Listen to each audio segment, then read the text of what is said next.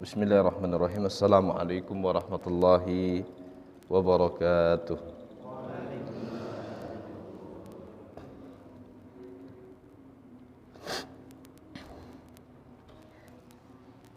Alhamdulillahi rabbil alamin. Nahmaduhu wa nasta'inu wa nastaghfiru wa natubu ilayh. Wa na'udzu billahi min sururi anfusina wa min sayyiati a'malina. May yahdihillahu fala mudilla lahu wa may yudlilhu fala hadiya lahu. Wa nusalli wa nusallim ala nabiyyina Muhammad sallallahu alaihi wasallam wa ala alihi wa ashabihi wa man tabi'ahum bi ihsanin ila yaumiddin wa ba'd. Yaqulullahu ta'ala fil Qur'anil Karim, a'udzu billahi minasy syaithanir rajim.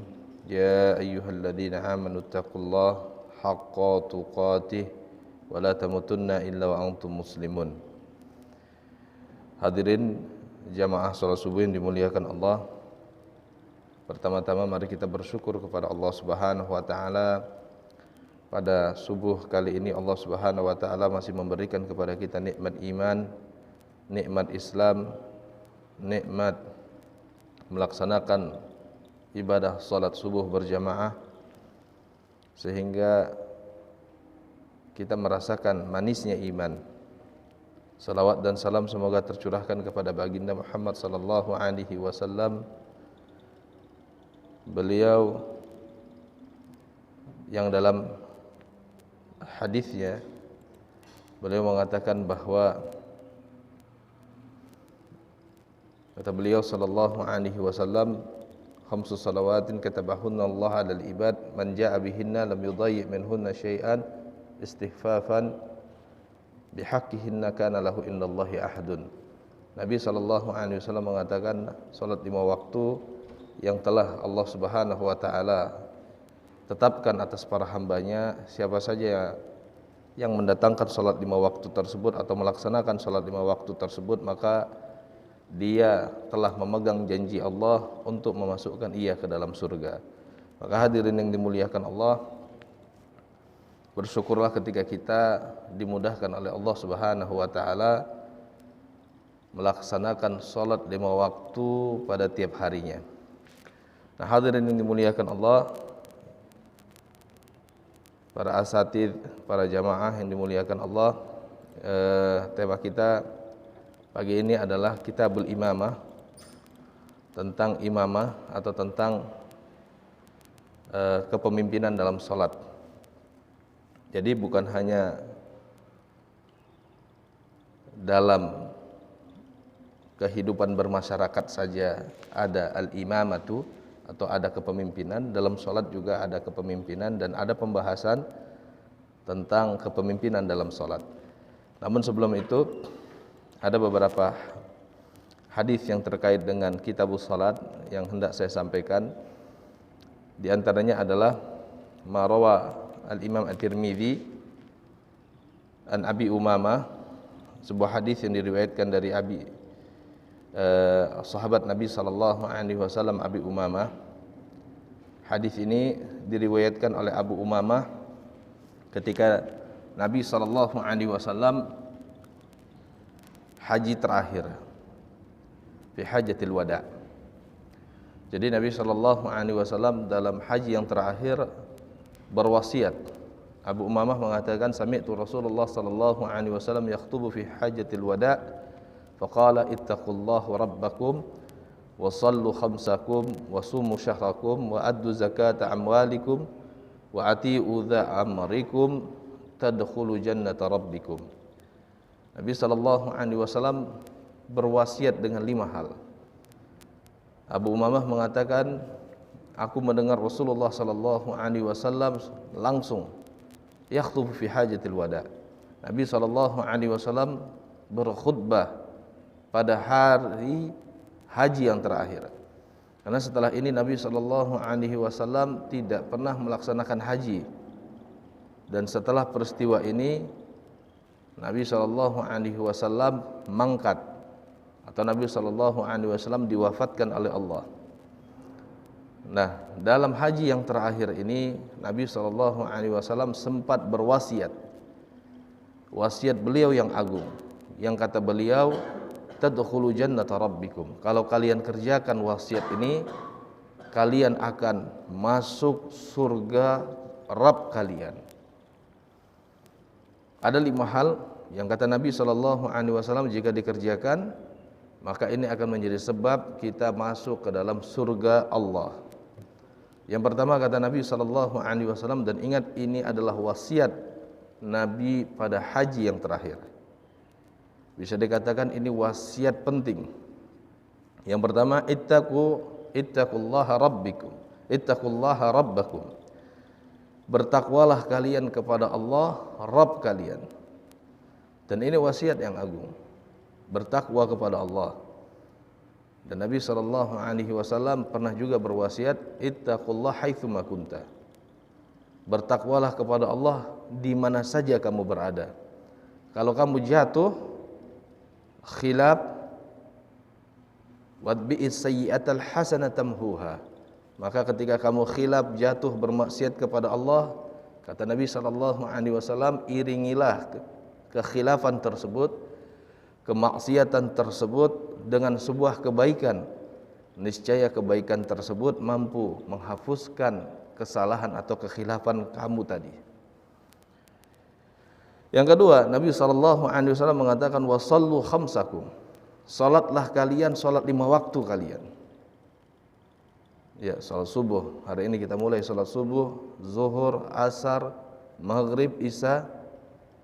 Yang ketiga, wasumu syahrakum. Dan puasalah kalian di bulan kalian, yakni bulan Ramadan. Bulan yang Allah Subhanahu wa taala telah pilihkan untuk kita menunaikan puasa wajib. Dan pada bulan tersebut Allah juga muliakan syahrul Ramadan alladzi unzila fiha al-Qur'an.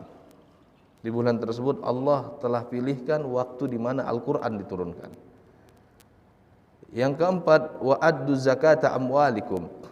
Tunaikanlah zakat harta kalian. Ya. Jadi bukan hanya ibadah badan, tapi ibadah hartawi juga. Dan yang terakhir, wa atiu za amrikum. Taatilah para pemimpin yang menguasai urusan kalian. Para pemimpin yang Allah pilihkan dari kaum muslimin sendiri yang menguasai urusan kaum muslimin. Maka jika 5 hal ini, kata Nabi SAW dalam haji yang terakhir, jika dikerjakan akan menjadi sebab tadkhulu jannata rabbikum. Kamu pasti akan masuk surga Tuhanmu. Jadi hadirin yang dimuliakan Allah, seolah-olah Nabi SAW ingin mengajarkan kepada kita ada 5 hal yang harus dijaga. Takwa, salat 5 waktu, puasa bulan Ramadan, zakat, dan taat kepada orang yang Allah kuasakan urusan kita padanya. Dan ini juga menunjukkan betapa pentingnya salat 5 waktu. Maka hadirin yang dimuliakan Allah, saking pentingnya Allah Subhanahu wa taala tidak mengangkat kewajiban salat 5 waktu sekalipun kita dalam keadaan perang. Maka kita mengenal ada salatul khauf. Salat dalam keadaan khauf, salat dalam keadaan takut, salat dalam keadaan perang. Nabi SAW mengatakan, atau Nabi SAW mengajarkan, segenting apapun, sekalipun kita sedang berhadapan bersama atau sedang berhadapan dengan musuh, dan pasukan musuh sedang menghujami kita dengan peluru, maka kewajiban salat tidak Allah angkat. Silakan dikerjakan salatnya 2 rakaat bitaifatin dengan satu pasukan, sedangkan pasukan yang lain melindungi orang yang salat tersebut dari musuh. Dan kemudian selesai 2 rakaat, imam menaik, pasukan selanjutnya masuk, dan pasukan yang sudah salam di 2 rakaat pertama keluar melindungi pasukan yang sedang salat. Atau kalaupun sangat tidak memungkinkan mengerjakan 2 rakaat, sebut kasusnya pada salat zuhur, maka bisa dikerjakan 1 rakaat dengan pasukan pertama, 1 rakaat yang lain dengan pasukan kedua. Namun sampai disitulah rukhsah atau keringan yang diberikan Allah. Tetap Allah Subhanahu wa taala tidak angkat kewajiban salat, sekalipun ketika kita melaksanakan salat taruhannya adalah nyawa. Hadirin yang dimuliakan Allah. Diriwayatkan juga, hadirin yang dimuliakan Allah, Abu Dawud dalam sunannya, dan hadis ini disahihkan oleh Syekh Albani dari Ibnu Huhairiz, kata beliau, anna rajulan min bani Kinanah yud'a al-Mukhdaji sami'a rajulan bisyam yukanna Aba Muhammadin. Ibnu Huhairiz mengatakan bahwa seorang laki-laki dari Bani Kinanah. Bani Kinanah ini adalah penduduk Asqalan dan negeri yang ada di belakang Asqalan atau Mesir yang kita dengar hari ini. Karena kebetulan hadirin yang dimuliakan Allah, Asqalan atau daerah Sinai adalah daerah mujawir atau daerah yang berbatasan dengan Syam, dengan Baitul Maqdis, dengan Palestina modern. Dan hari ini Allah takdirkan daerah ini dikuasai oleh Mesir dan sekarang berbatasan dengan Israel secara paksa dan aneksasi. Nah, dahulu daerah Sinai adalah daerah basis ulama-ulama hadis khususnya dan ulama-ulama kaum muslimin. Maka kita mendengar ada ulama namanya Ibnu Hajar Al-Asqalani. Nah, ada laki-laki dari Bani Kinanah, yud'a, orang-orang menyebut namanya Mukhdaji. Sami'a rajulan bisyam. Beliau ini mendengar ada seorang laki-laki di Syam, Baitul Maqdis atau Palestina modern, kemudian Suriah, Damaskus. Itu daerah namanya daerah Syam. Ada laki-laki dari daerah Syam, yukanna, punya kunyah. Kunyah ini misalnya saya anaknya Saleh, maka dipanggil ayahnya Saleh atau Abu Saleh. Dan ini termasuk kebiasaan para kaum muslimin di era klasik. Sering pakai kunyah. Jadi kunyahnya Abu Muhammad. Ada laki-laki dari Syam punya kunyah Abu Muhammad, dia mengatakan al-witru wajibun. Witir itu wajib. Kata al-witru secara bahasa artinya ganjil. Dan yang dimaksud di sini adalah salat sunnah yang dikerjakan secara ganjil. Biasanya bisa dilakukan di akhir salat tahajud atau bisa juga dikerjakan ketika hendak tidur. Nah, Abu Muhammad mendatangkan qaulusad, perkataan yang ganjil. Dia mengatakan al-witru wajibun, salat witir wajib hukumnya. Qala al-Mukhdaji, kemudian laki-laki dari Bani Kinanah ini, al-Mukhdaji, mendengar hal itu, dia kemudian pergi menemui seorang sahabat Nabi sallallahu alaihi wasallam namanya Ubadah bin Samit.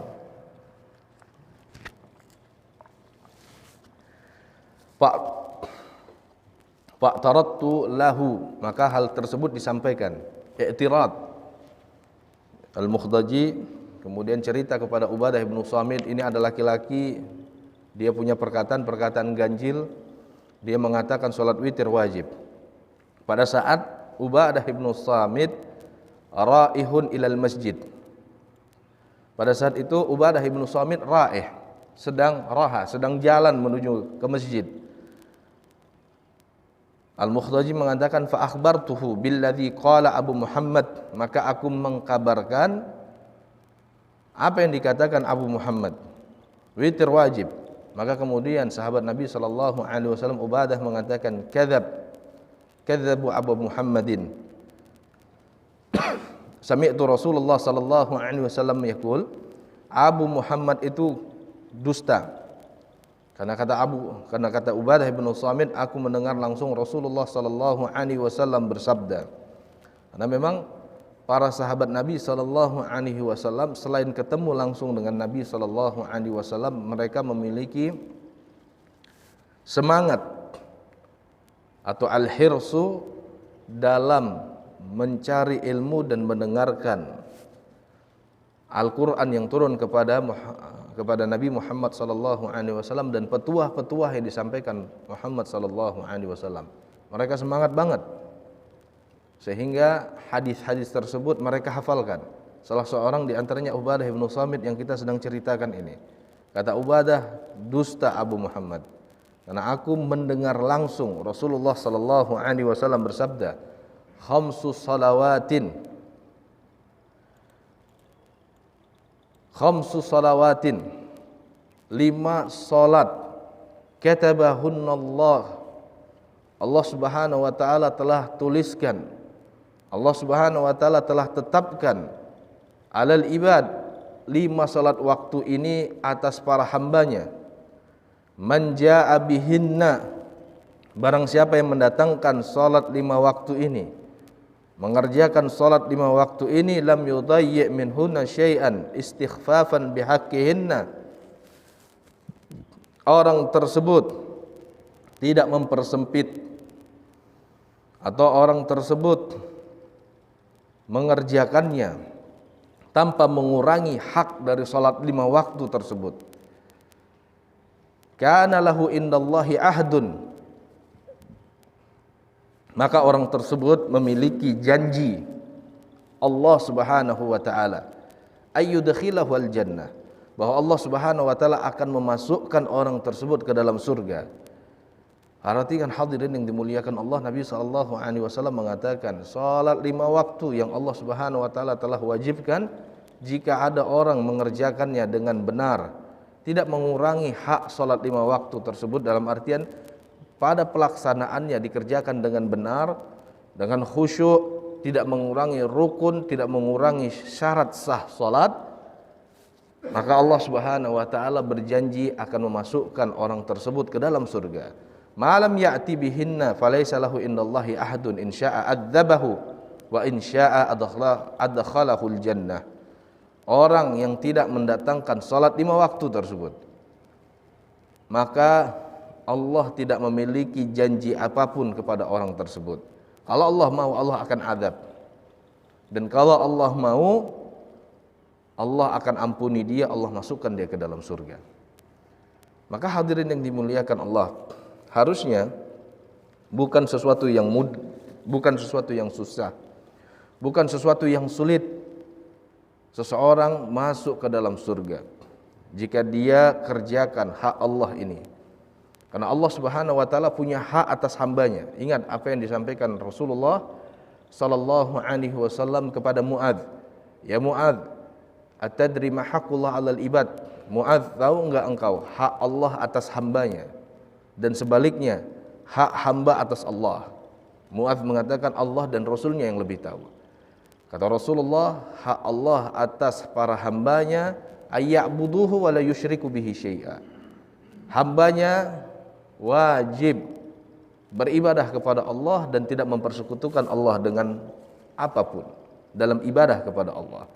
Orang yang mengerjakan ibadah tunduk kepada Allah, dia beribadah, dia mengerjakan apa saja yang diwajibkan Allah dan tidak mempersekutukan Allah dalam ibadah tersebut, itu adalah hak Allah. Dan jika hak Allah ini ditunaikan, kata Nabi SAW, hamba tersebut punya hak, yaitu alla yu'adzab, hamba tersebut tidak akan diazab, sebaliknya akan dimasukkan ke dalam surga. Artinya hadirin yang dimuliakan Allah, yang salat 5 waktu menunaikan hak Allah, apalagi dikerjakan di masjid, paling tidak kata Nabi SAW mendapat 27 darajat. Atau Nabi SAW pernah sakingkan marahnya melihat ada orang yang enggak salat jamaah, ada laki-laki yang enggak salat jamaah di masanya. Kata Nabi SAW, aku kepingin sekali memerintahkan orang-orang untuk mengumpulkan hatab, mengumpulkan kayu bakar, lalu akan aku bakar rumah-rumah yang laki-laki di situ tidak salat berjamaah. Walaupun hal ini tidak pernah terjadi di zaman Nabi, namun ini sebenarnya kecaman Nabi SAW kepada kaum lelaki yang tidak salat berjamaah. Nah, Nah, oleh karena itu hadirin yang dimuliakan Allah,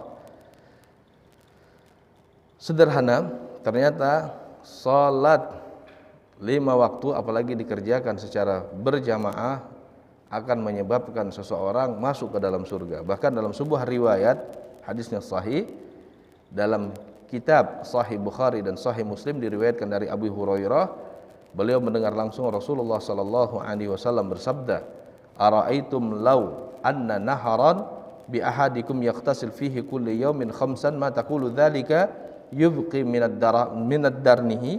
Qalu la. Yubqi min radnihi syai'an? Qala fadzalika mithlu as-salawat al-khamsi yamhullahu bihi khataya. Kata Nabi SAW mengajak para sahabat berfikir, ara'aitum, apa pandangan kalian, atau apakah kalian tidak melihat, law anna naharan bi ahadikum yaqtasil fihi kulla yaumin khamsan, kalau ada seseorang dari kalian mandi di sungai setiap harinya 5 kali, apa pendapat kalian? Apakah masih tersisa dari dirinya daki? Yubki min radnihi. Para sahabat ketika itu mengatakan enggak. Masih tersisa enggak kotoran? Kata para sahabat enggak. Nah, kata Nabi SAW itulah, fadzalika mithlu salawatil al-khamsi, yang demikian itu persis seperti salat 5 waktu. Yamhullahu bihi khataya. Orang yang mengerjakan salat 5 waktu itu seperti seseorang yang mandi sehari 5 kali. Enggak ada dakinya, enggak tersisa dakinya, tidak tersisa kotoran dari dirinya.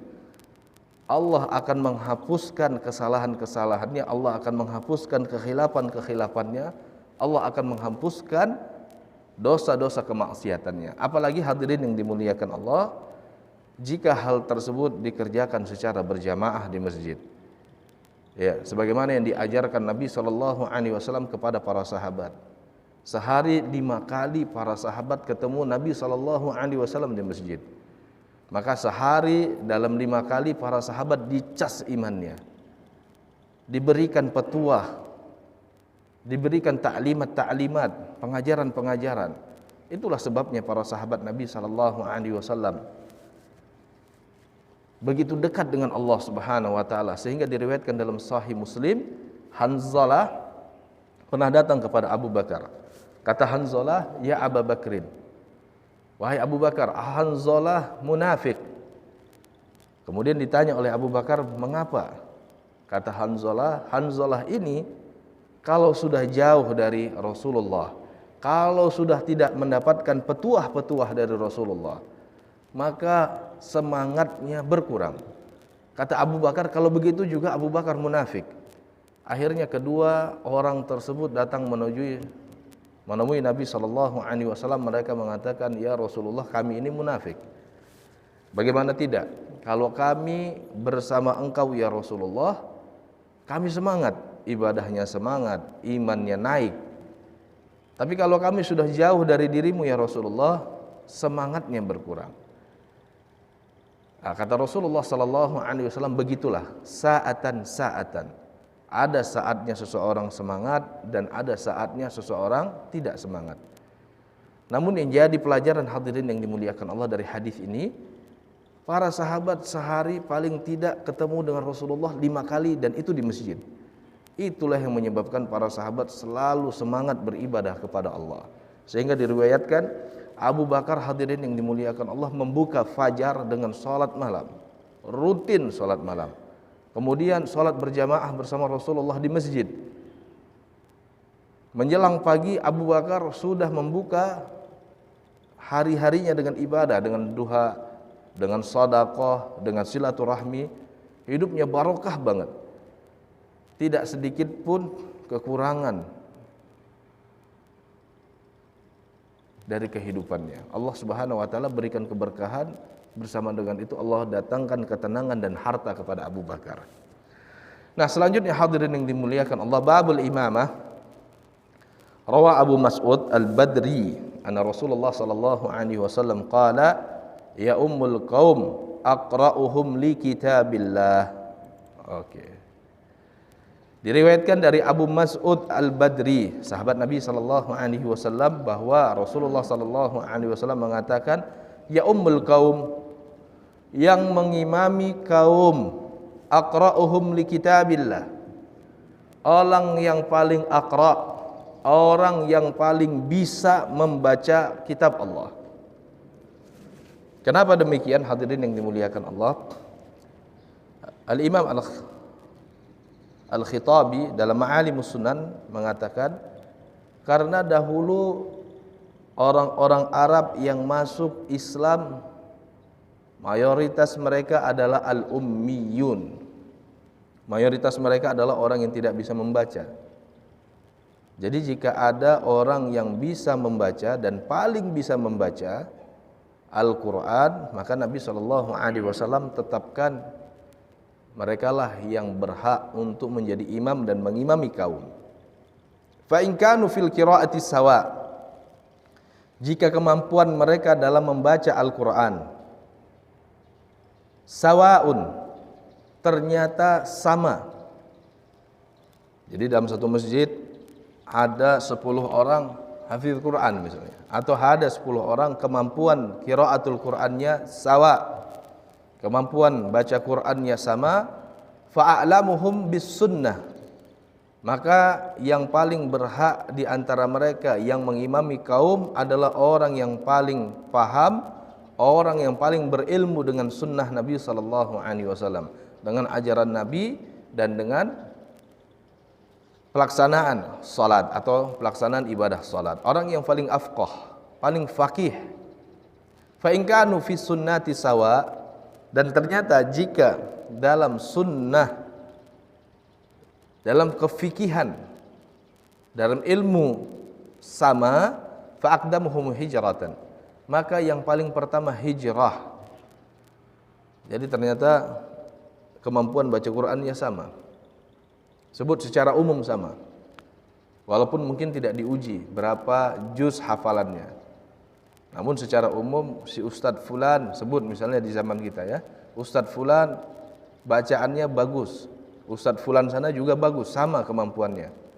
Ya secara umum mereka hafal Quran. Tapi kalau ketahuan ternyata si Fulan A hafidh Quran, si Fulan B tidak hafidh Quran, maka si Fulan A lebih berhak.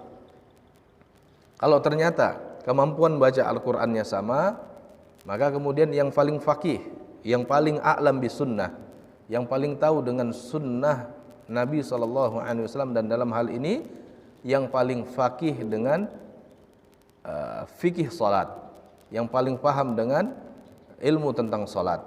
Ternyata para ustadz ini sama misalnya, fa'aqdamu hijratan, maka yang paling pertama hijrah. Atau dalam sebuah riwayat yang paling pertama masuk Islam. Sebut sama juga.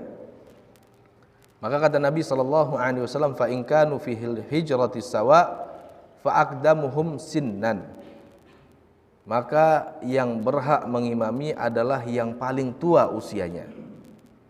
Paling tua usianya, atau paling pertama masuk Islam dalam sebuah riwayat. Nah, lalu kemudian Nabi SAW bersabda, wala ya ummanna ar-rajula fi baitihi wala fi sultanihi, dan tidaklah seorang lelaki, atau janganlah seorang laki-laki mengimami lelaki yang lain di rumahnya. Ada seseorang misalnya bertamu ke rumah orang lain, maka Nabi SAW yang mengajarkan yang berhak untuk menjadi imam adalah sahibul bait.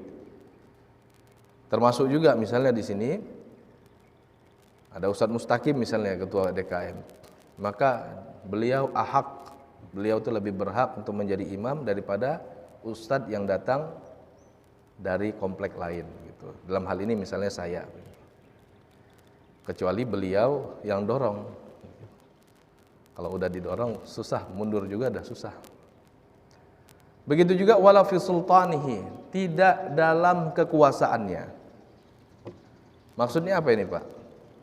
Janganlah seseorang lelaki mengimami lelaki lain di rumahnya. Mafhum. Wala fi sultanihi, Dan jangan pula pada kekuasaannya.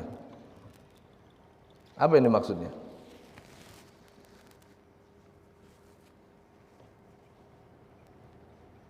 Ustaz Jamal, apa maksudnya Ustaz?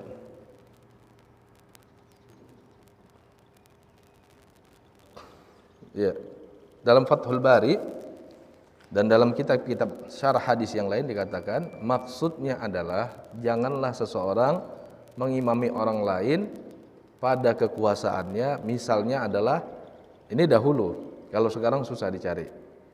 Ada seorang pimpinan daerah atau dalam skup yang lebih besar pimpinan kaum muslimin. Karena dahulu pimpinan kaum muslimin dalam perpolitikan, maka mereka juga adalah pimpinan dalam ibadah. Maka disebut khalifah. Khalif Nabi sallallahu alaihi wasallam, pengganti Nabi sallallahu alaihi wasallam dalam siasatul ummah, dalam memanage umat, mensiasati umat, wa hifdziddin, dan dalam menjaga keutuhan agama. Makanya dahulu para ulama ahlu sunnah sepakat nggak boleh ngelawan para pemimpin, karena dahulu para pemimpin memainkan dua peran. Peran pertama adalah peran siasatul ummah atau siasatul dunia, memanage umat, dan peran kedua hifzuddin, menjaga kelestarian agama. Maka mereka yang memimpin umat dan mereka juga yang memimpin salat. Terutama kata pengarang Ma'alimus Sunnat fil a'yad wal jumu'at, terutama dalam salat-salat Id, salat-salat besar ya, Idul Adha, Idul Fitri, yang berhak mengimami adalah pimpinan di daerah tersebut, pimpinan politik, dia juga pimpinan agama. Kalau sekarang nggak bisa kita terapkan ini. Ya, kalau lurahnya disuruh jadi imam, lurahnya bisa gemetaran nanti di situ. Nah, jadi yang dimaksud dengan janganlah seseorang lelaki mengimami lelaki yang lain pada kekuasaannya seperti itu. Ya, karena dahulu kata Ma'alimus Sunan dan Fathul Bari, para pemimpin mereka adalah pemimpin dalam memanage umat, mereka juga pemimpin dalam menjaga kelestarian agama. Jadi dua hal ini tidak dipisahkan. Yang memisahkan ini sekuler. Agama saja tanpa memanage dunia ini sekuler. Dunia saja tidak mau dicampuri oleh agama juga sekuler. Dan Nabi sallallahu alaihi wasallam mengajarkan bagaimana kepemimpinan itu dia bisa memanage urusan dunia, urusan keumatan, dan dia juga bisa memanage dan mengatur kelestarian agama. Wala yajlis ala takrimatihi illa biiznihi, dan janganlah seseorang duduk ya di tempat kehormatan lelaki yang lain kecuali dengan izinnya. Dan ini adab yang diajarkan Nabi Shallallahu Alaihi Wasallam agar seseorang ketika sampai di rumah orang lain atau di kantor orang lain, kalau konteksnya hari ini, jangan duduk di kursi, apalagi di kursi kehormatan, kecuali dengan izin sahibul bait. Ya, nah, ya, tiba-tiba datang ke kantor misalnya di kursi manajer tanpa izin dari manajer, nggak boleh. Nah, rawahu Muslim. Hadis ini diriwayatkan Imam Muslim. Wa qala li Malik bin al-Hawrits wa sahibihi idza hadaratis salat falyu'adzin ahadukuma wal yu'ammimakuma akbarukuma. Dalam sebuah riwayat Nabi sallallahu alaihi wasallam mengatakan, jika telah hadir waktu salat, maka hendaklah salah seorang di antara kalian berdua azan, dan hendaklah salah seorang di antara kalian yang paling tua yang mengimami yang lain. Wa kanat qira'atuhuma mutaqarribatun, kata Malik bin Huwairis, karena yang demikian kemampuan mereka membaca Al-Qur'an sama. Nah, ada pembahasan hadirin yang dimuliakan Allah. Ini saya terjemahkan juga. Yang mau ngikutin, kalau mau ngikutin Arabnya ini sekalian. Wala tasih as-shalah khalfa man salatuhu fasidah. Tidak sah salat di belakang orang yang salatnya rusak. Ya. Kal muhdats, ada orang yang berhadas. Gitu. Hadas ada dua ya, hadas besar, hadas kecil. Misalnya ada seorang imam lupa kalau tadi malam berhadas, baru ingat ketika sudah jadi imam. Wah, tadi malam saya dengan istri saya berjihad dan belum mandi ternyata.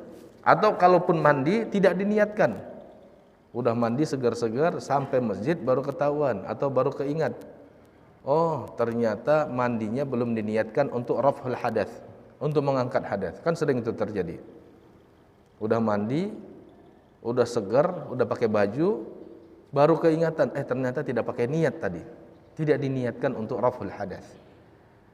Ngimamin orang salat, maka salatnya fasidah, rusak salatnya, la tasih. Dan begitu juga makmum kalau tahu gitu. Kalau tahu misalnya imamnya begitu takbir Allahu Akbar ingat, terus dia batalkan, nah, maka makmumnya kan tahu, maka makmumnya juga nggak boleh, artinya juga ikut membatalkan gitu. Nah, problemnya kita akan lanjutkan. Jadi kal muhdats alladzi ya'lam hadatsa nafsihi li fawati syarti. Seperti orang yang berhadas, orang tersebut mengetahui hadas pada dirinya, maka fawatu syarti, maka syarat sah salat hilang karena dia belum tahir. Ingat Nabi SAW mengatakan, la salata, tidak ada salat bagi orang yang tidak bersuci. Nah, problemnya kata pengarang, fa in jahilahu huwa wal ma'mum hatta qadau as-salata sahat salatul ma'mum wahdah. Jadi jika imamnya enggak tahu, imamnya jahil, enggak tahu, begitu juga makmum enggak tahu, ya makmum enggak tahu kalau enggak dikasih tahu imam, hatta kemudian hal tersebut terjadi sampai mereka qada'us salat, mereka sudah selesai melaksanakan salat. Sahat salatul makmum wahdahu, maka yang sah cuma salatnya makmum. Sebut jam 9 baru dikasih tahu imam. Jadi imam habis salat bersama makmum, pulang baca Quran, selesai baca Quran baru ingat, oh tadi saya salatnya masih berhadas. Kemudian olahraga, begitu olahraga dikasih tahu, tadi gimana ya, saya sholat, saya sebenarnya berhadas. Atau baru dikasih tahu setelah sampai di rumah di grup WA, di grup DKM, bapak-bapak tadi ternyata saya berhadas, saya lupa kasih tahu bapak-bapak, saya belum mandi wajib, begitu. Maka yang sah cuma sholatnya makmum wahdahu, sementara imam wajib qada. 5 ruwi'an Umar, hal ini sebagaimana diriwayatkan dari Umar, shala bin nas as-subha, Umar salat bersama manusia mengimami orang-orang salat subuh, summa kharaja ilal jarf, kemudian dia keluar, dia menuju pinggiran bukit, fa ahraqal ma, dia tanak air, dia masak air, fa wajada fi thawbihi ihtilaman, dan baru dia dapati di bajunya ada bekas ihtilam, ya, bekas mimpi, begitu. Fa'aada as-salah walam ya'ud an-nas, rawahu Malik. Maka imam dalam hal ini Umar bin Khattab mengulangi salatnya, namun jamaah atau orang-orang tidak mengulangi salatnya. Hal ini diriwayatkan Imam Malik. Dan diriwayatkan juga dari Al-Athram nahwa hada, seperti ini, yaitu an Utsman wa Ali wa ibni Umar walam yu'raf lahum mukhalifun fakana ijma'an. Al-Athram meriwayatkan seperti ini juga dari sahabat Utsman, dari sahabat Ali, dari sahabat Ibnu Umar, dan tidak diketahui ada yang menyelisihi riwayat ini. Artinya kalau makmumnya tahu imamnya ketika sholatnya fasid, imamnya sholatnya dalam keadaan rusak karena tadi tidak suci, maka yang ganti cuman makmum, imam enggak. Ini sudah seperti ijma. Hukum ini sudah seperti ijma karena riwayat Umar ini juga diriwayatkan dari sahabat lain, dari Utsman, Ali dan Ibnu Umar, dan tidak diketahui ada yang menyelisihi hukum ini. Tidak diketahui ada riwayat yang bertentangan dengan hukum ini. Wali anna hadza mimma yukhfa fa kana al-ma'mum ma'dhuran fil iktida'i bihi. Dan dikarenakan hal ini sesuatu yang yukhfa, sesuatu yang tersembunyi, sesuatu yang tidak diketahui, maka makmum ma'dhuran. Makmum itu ma'dzur, makmum itu dimaafkan ketika dia mengikuti imam fil iktida. Jadi dia berkhutbah iktida dengan imam, dia ikuti imam, ternyata imamnya dalam keadaan muhdats, dia kan nggak tahu, maka dia ma'dzur, dia adalah orang yang dimaafkan atas ketidaktahuannya dan bukan pilihannya. Wallahu a'lam. Ini baru satu pasal nih, masalah ke 134. Ternyata sudah bel istirahat nih. Saya pinginnya paling enggak ada 5 pasal nih kita ambil, tapi ya sudahlah, 5 masalah gitu ya. Nanti kita lanjutkan pada pertemuan selanjutnya. Nah, namun sebelumnya jika kira-kira ada yang mau ditambahkan atau ada yang mau didiskusikan, paling tidak ada satu pertanyaan, saya persilahkan. Gimana Bapak-bapak, cukup? Ya, kayaknya ada makanan yang menunggu di bawah ini. Ya. Hah? Ya, kalau gitu kita menuju medan yang diberkahi, medan ta'am. Ini saja. Mudah-mudahan Allah Subhanahu wa taala karuniakan kepada kita kefakihan dalam agama dan diberi kekuatan oleh Allah mengamalkan agama, dan diberikan kekuatan dan keberkahan oleh Allah dikuasai oleh orang-orang yang cinta kepada agama dan tidak menelantarkan kita. Ini saja. Barakallahu li wa lakum. Wassalamualaikum warahmatullahi wabarakatuh. Subhanakallah bihamdika asyhadu an la ilaha illa anta astaghfiruka wa atubu ilaik.